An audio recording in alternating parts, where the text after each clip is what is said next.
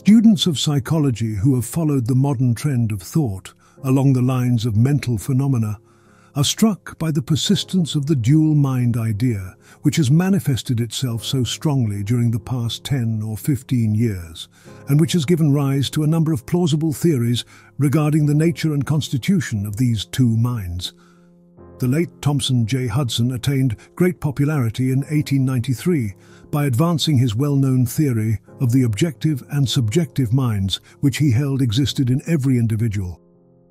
Other writers have attracted almost equal attention by the theories regarding the conscious and subconscious minds, the voluntary and involuntary minds, the active and passive minds, etc., etc.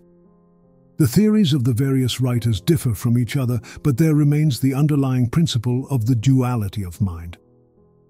The student of the Hermetic philosophy is tempted to smile when he reads and hears of these many new theories regarding the duality of mind, each school adhering tenaciously to its own pet theories, and each claiming to have discovered the truth. The student turns back the pages of occult history, and away back in the dim beginnings of occult teachings, he finds references to the ancient Hermetic doctrine of the principle of gender on the mental plane, the manifestation of mental gender.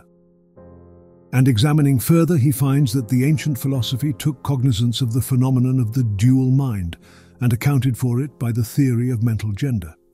This idea of mental gender may be explained in a few words to students who are familiar with the modern theories just alluded to.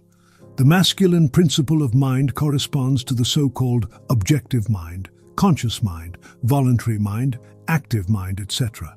And the feminine principle of mind corresponds to the so-called subjective mind, subconscious mind, involuntary mind, passive mind, etc.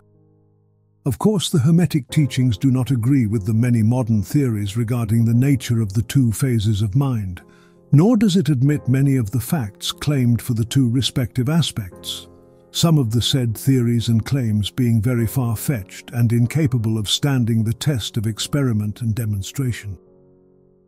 We point to the phases of agreement merely for the purpose of helping the student to assimilate his previously acquired knowledge with the teachings of the Hermetic philosophy.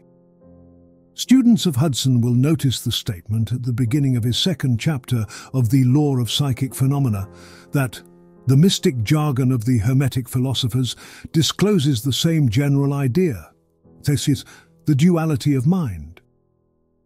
If Dr. Hudson had taken the time and trouble to decipher a little of the mystic jargon of the Hermetic philosophy, he might have received much light upon the subject of the dual mind, but then perhaps his most interesting work might not have been written. Let us now consider the Hermetic teachings regarding mental gender. The Hermetic teachers impart their instruction regarding this subject by bidding their students examine the report of their consciousness regarding their self. The students are bidden to turn their attention inward upon the self-dwelling within each. Each student is led to see that his consciousness gives him first a report of the existence of his self. The report is, I am. This at first seems to be the final words from the consciousness, but a little further examination discloses the fact that this I am may be separated or split into two distinct parts or aspects, which, while working in unison and in conjunction, yet nevertheless may be separated in consciousness. While at first there seems to be only an I existing, a more careful and closer examination reveals the fact that there exists an I and a me. These mental twins differ in their characteristics and nature, and an examination of their nature and the phenomena arising from the same will throw much light upon many of the problems of mental influence. Let us begin with a consideration of the me, which is usually mistaken for the I by the student, until he presses the inquiry a little further back into the recesses of consciousness. A man thinks of his self, in its aspect of me, as being composed of certain feelings, tastes, likes, dislikes, habits, peculiar ties, characteristics, etc., all of which go to make up his personality or the self known to himself and others. He knows that these emotions and feelings change, are born and die away, are subject to the principle of rhythm and the principle of polarity, which take him from one extreme of feeling to another. He also thinks of the me as being certain knowledge gathered together in his mind, and thus forming a part of himself. This is the me of a man. But we have proceeded too hastily. The me of many men may be said to consist largely of their consciousness of the body and their physical appetites, etc. Their consciousness being largely bound up with their bodily nature, they practically live there. Some men even go so far as to regard their personal apparel as a part of their me, and actually seem to consider it a part of themselves. A writer has humorously said that men consist of three parts: soul, body, and clothes. These clothes-conscious people would lose their personality if divested of their clothing by savages upon the occasion of a shipwreck. But even many who are not so closely bound up with the idea of personal raiment stick closely to the consciousness of their bodies being their me. They cannot conceive of a self independent of the body. Their mind seems to them to be practically a something belonging to their body, which in many cases it is indeed. But as man rises in the scale of consciousness, he is able to disentangle his me from his idea of body, and is able to think of his body as belonging to the mental part of him. But even then he is very apt to identify the me entirely with the mental states, feelings, etc., which he feels to exist within him. He is very apt to consider these internal states as identical with himself, instead of their being simply things produced by some part of his mentality and existing within him, of him and in him, but still not himself. He sees that he may change these internal states of feelings by an effort of will, and that he may produce a feeling or state of an exactly opposite nature in the same way, and yet the same me exists. And so after a while he is able to set aside these various mental states, emotions, feelings, habits, qualities, characteristics and other personal mental belongings. He is able to set them aside in the not me collection of curiosities and encumbrances, as well as valuable possessions. This requires much mental concentration and power of mental analysis on the part of the student. But still the task is possible for the advanced student, and even those not so far advanced are able to see, in the imagination, how the process may be performed. After this laying aside process has been performed, the student will find himself in conscious possession of a self, which may be considered in its I and me dual aspects. The me will be felt to be a something mental in which thoughts, ideas, emotions, feelings, and other mental states may be produced. It may be considered as the mental womb, as the ancients styled it, capable of generating mental offspring. It reports to the consciousness as a me with latent powers of creation and generation of mental progeny of all sorts and kinds. Its powers of creative energy are felt to be enormous. But still it seems to be conscious that it must receive some form of energy from either its I companion or else from some other I, ere it is able to bring into being its mental creations. This consciousness brings with it a realization of an enormous capacity for mental work and creative ability.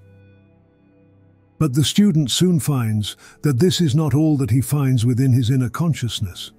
He finds that there exists a mental something which is able to will that the me act along certain creative lines, and which is also able to stand aside and witness the mental creation. This part of himself he is taught to call his I. He is able to rest in its consciousness at will. He finds there not a consciousness of an ability to generate and actively create, in the sense of the gradual process attendant upon mental operations, but rather a sense and consciousness of an ability to project an energy from the I to the me, a process of willing that the mental creation begin and proceed. He also finds that the I is able to stand aside and witness the operations of the me's mental creation and generation. There is this dual aspect in the mind of every person. The I represents the masculine principle of mental gender. The me represents the female principle. The I represents the aspect of being, the me the aspect of becoming. You'll notice that the principle of correspondence operates on this plane just as it does upon the great plane upon which the creation of universes is performed. The two are similar in kind, although vastly different in degree. As above, so below, as below, so above. These aspects of mind, the masculine and feminine principles, the I and the me, considered in connection with the well-known mental and psychic phenomena, give the master key to these dimly known regions of mental operation and manifestation. The principle of mental gender gives the truth underlying the whole field of the phenomena of mental influence, etc.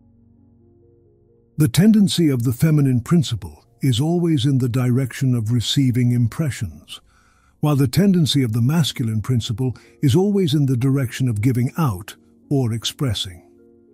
The feminine principle has a much more varied field of operation than has the masculine principle. The feminine principle conducts the work of generating new thoughts, concepts, ideas, including the work of the imagination. The masculine principle contents itself with the work of the will in its varied phases. And yet, without the active aid of the will of the masculine principle, the feminine principle is apt to rest content with generating mental images which are the result of impressions received from outside, instead of producing original mental creations. Persons who can give continued attention and thought to a subject actively employ both of the mental principles, the feminine in the work of active mental generation and the masculine will in stimulating and energizing the creative portion of the mind. The majority of persons really employ the masculine principle but little, and are content to live according to the thoughts and ideas instilled into the me from the I of other minds. But it is not our purpose to dwell upon this phase of the subject, which may be studied from any good textbook upon psychology, with the key that we have given you regarding mental gender. The student of psychic phenomena is aware of the wonderful phenomena classified under the head of telepathy, thought transference, mental influence, suggestion, hypnotism, etc. Many have sought for an explanation of these varied phases of phenomena under the theories of the various dual mind teachers. And in a measure they are right, for there is clearly a manifestation of two distinct phases of mental activity. But if such students will consider these dual minds in the light of the Hermetic teachings regarding vibrations and mental gender, they will see that the long sought-for key is at hand. In the phenomena of telepathy, it is seen how the vibratory energy of the masculine principle is projected toward the feminine principle of another person, and the latter takes the seed thought and allows it to develop into maturity. In the same way, suggestion and hypnotism operates. The masculine principle of the person giving the suggestions directs a stream of vibratory energy or willpower toward the feminine principle of the other person, and the latter, accepting it, makes it its own and acts and thinks accordingly. An idea thus lodged in the mind of another person grows and develops, and in time is regarded as the rightful mental offspring of the individual, whereas it is in reality like the cuckoo egg placed in the sparrow's nest, where it destroys the rightful offspring and makes itself at home. The normal method is for the masculine and feminine principles in a person's mind to coordinate and act harmoniously in conjunction with each other. But unfortunately, the masculine principle in the average person is too lazy to act. The display of willpower is too slight, and the consequence is that such persons are ruled almost entirely by the minds and wills of other persons, whom they allow to do their thinking and willing for them. How few original thoughts or original actions are performed by the average person? Are not the majority of persons mere shadows and echoes of others, having stronger wills or minds than themselves? The trouble is that the average person dwells almost altogether in his me consciousness and does not realize that he has such a thing as an I. He is polarized in his feminine principle of mind, and the masculine principle, in which is lodged the will, is allowed to remain inactive and not employed. The strong men and women of the world invariably manifest the masculine principle of will, and their strength depends materially upon this fact. Instead of living upon the impressions made upon their minds by others, they dominate their own minds by their will, obtaining the kind of mental images desired, and moreover dominate the minds of others likewise in the same manner. Look at the strong people, how they manage to implant their seed thoughts in the minds of the masses of the people, thus causing the latter to think thoughts in accordance with the desires and wills of the strong individuals. This is why the masses of people are such sheep-like creatures, never originating an idea of their own, nor using their own powers of mental activity. The manifestation of mental gender may be noticed all around us in everyday life. The magnetic persons are those who are able to use the masculine principle in the way of impressing their ideas upon others. The actor who makes people weep or cry as he wills is employing this principle, and so is the successful orator, statesman, preacher, writer, or other people who are before the public attention. The peculiar influence exerted by some people over others is due to the manifestation of mental gender along the vibratorial lines above indicated. In this principle lies the secret of personal magnetism, personal influence, fascination, etc., as well as the phenomena generally grouped under the name of hypnotism. The student who has familiarized himself with the phenomena generally spoken of as psychic will have discovered the important part played in the said phenomena by that force which science has styled suggestion, by which term is meant the process or method whereby an idea is transferred to or impressed upon the mind of another, causing the second mind to act in accordance therewith. A correct understanding of suggestion is necessary in order to intelligently comprehend the varied psychical phenomena which suggestion underlies. But still more is a knowledge of vibration and mental gender necessary for the student of suggestion, for the whole principle of suggestion depends upon the principle of mental gender and vibration. It is customary for the writers and teachers of suggestion to explain that it is the objective or voluntary mind which make the mental impression or suggestion upon the subjective or involuntary mind.